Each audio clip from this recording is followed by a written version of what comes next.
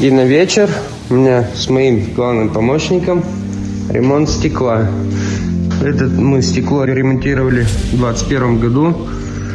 Вот, до сюда была. Сейчас трещина снова поползла. Но, в принципе, достаточно такой большой длительный срок стекло прослужило.